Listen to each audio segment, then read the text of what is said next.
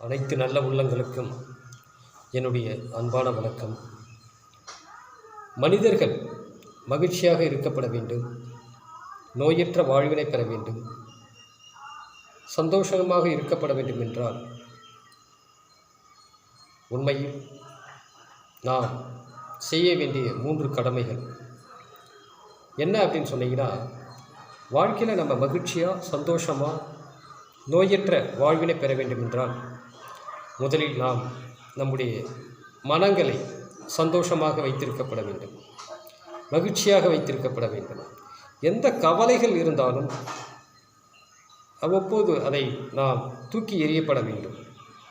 குப்பைகளை நாம் எப்படி அகற்றப்படுகிறோமோ அதே போன்று நம்முடைய மனதில் உள்ள கெட்ட எண்ணங்கள், தேவையற்ற பிரச்சனைகள் அனைத்தையும் நாம் அவ்வப்போது அகற்றப்பட வேண்டும். அப்படி செய்யும் பொழுது ஆரோக்கியமான ஒரு மகிழ்ச்சிகளை நாம் பெற முடியும். அதே போன்று நோயற்ற வாழ்வினை பெற வேண்டும் என்றால் சரியான உடற்பயிற்சிகள் தினமும் நாம் குறைந்தபட்சம் 20 நிமிடத்திலிருந்து அரை மணி நேரம் சரியான உடற்பயிற்சிகளை நாம் மேற்கொள்ளப்பட வேண்டும். 3வது, நல்ல உணவுகள், காய்கறிகள், நல்ல உணவுகளை நாம் எடுத்துக்கொள்ளப்பட வேண்டும். இவற்றை 3ம் நாம் முக்கியமாக தினமும் கடைபிடித்தால் நம்முடைய உடலும் மனமும் ஆரோக்கியமாக இருக்கும்.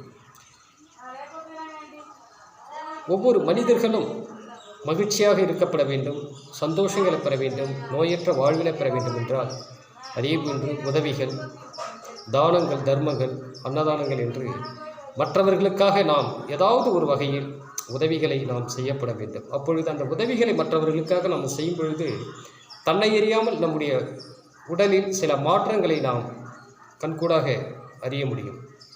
என்ன அறிய முடியும் என்றால், மற்றவர்களுக்காக நாம் ஒருவேளை பசியோ அல்லது உதவிகளோ தானங்களோ தர்மங்களோ செய்யும் பொழுது அவர்கள் வாழ்த்தும் அந்த வார்த்தைகள் நம்முடைய மகிழ்ச்சி அடைய செய்கிறது, சந்தோஷம் அடைய செய்கிறது, உடலில் சில மாற்றங்களை ஏற்படுத்த செய்கிறது. இது நமக்கு தன்னை அறியாமல் உடல் ஆரோக்கியமும் மனம் ஆரோக்கியமும் மன சந்தோஷங்களையும் பெற முடியும்.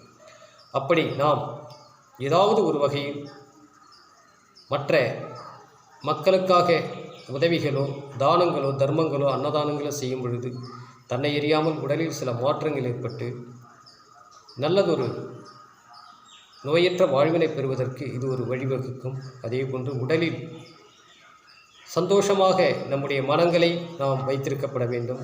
எவ்வளவு ஒரு கஷ்டங்கள் வந்தாலும் அவ்வப்போது அதை தூக்கி எறியப்பட வேண்டும். மனம் சந்தோஷமாக வைத்து கொண்டால் நமக்கு 1000 பிரச்சனைகள் இருக்கும். அவ்வப்போது அந்த பிரச்சனைகளை தூக்கி எறியப்பட வேண்டும்.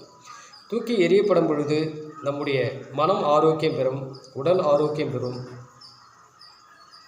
நோயற்ற வாழ்வினை பெற வேண்டும் என்பது என்னுடைய அன்பான வேண்டுகோள். அதே போன்று ஒவ்வொரு மனிதர்களுக்கும் கவலைகள் என்பது தினமும் அது நடைபெற்று கொண்டிருக்கிறது. அந்த கவலையை மறப்பதற்கு தினமும் நாம் தியானம் ஒரு 15 நிமிடங்கள் அல்லது 20 நிமிடங்கள் தியானம் இருக்கப்பட வேண்டும். உடற்பயிற்சிகள் செய்யப்பட வேண்டும். நமக்கு பிடித்த பாடல்களை, நடனங்களோ பாடல்களோ நாம் அதை கடைபிடிக்கப்பட வேண்டும். நமக்கு பிடித்த நண்பர்களோடு உரையாடப்பட வேண்டும். அதேபோன்று நமக்கு பிடித்த விளையாட்டுகளில் நாம் தினமும் ஈடுபட வேண்டும். உடற்பயிற்சிகள் செய்யப்பட வேண்டும். மன சந்தோஷங்களை பெற வேண்டும் என்பது என்னுடைய அன்பான வேண்டுகோள். அதே போன்று பெற்றோர்களை நாம் கண்டிப்பாக மதித்து அவர்களுக்கு தேவையான உதவிகளையும் உணவுகளையும் நாம் கண்டிப்பாக ஒவ்வொரு நல்ல உள்ளம் படைத்த மனிதர்களும் அவர்களுக்கு தேவையான உதவிகளை செய்யப்பட வேண்டும் என்பது என்னுடைய அன்பான வேண்டுகோள். ஏனென்றால் பெற்றோர்கள் முதல் கடவுள், 2வது கடவுள் தெய்வம், 3வது கடவுள் நல்ல உலகத்தில் வாழும் நல்ல மனிதர்களும் 3வது கடவுளாக நாம் வணங்கி கொண்டிருக்கிறோம். உண்மையில் கடவுள் நேரடியாக பார்க்க முடியாது, மனிதர்கள் மூலமாக சில செயல்கள் நடைபெற்று கொண்டிருக்கிறது. அவர்கள்தான் கடவுள் என்பது உண்மையை நாம் உணர வேண்டும். உலகில் நாம் வாழும் அனைத்து நல்ல உள்ளங்களும் ஏதாவது ஒரு வகையில் தானம், தர்மம், உதவிகள், அன்னதானங்கள் மற்றும் சந்தோஷங்களை பெற வேண்டுமென்றால் இவற்றையெல்லாம் நாம் கடைபிடித்து வாழ்க்கையில் மற்றவர்களை பசியார உதவி செய்தால் கண்டிப்பாக நம்முடன் மனமகிழ்ச்சியை மன சந்தோஷங்கள் பெறலாம் என உங்கள் அனைவருக்கும் வேண்டி விரும்பி அன்புடன் கேட்டுக்கொள்கிறேன். நன்றி, வணக்கம்.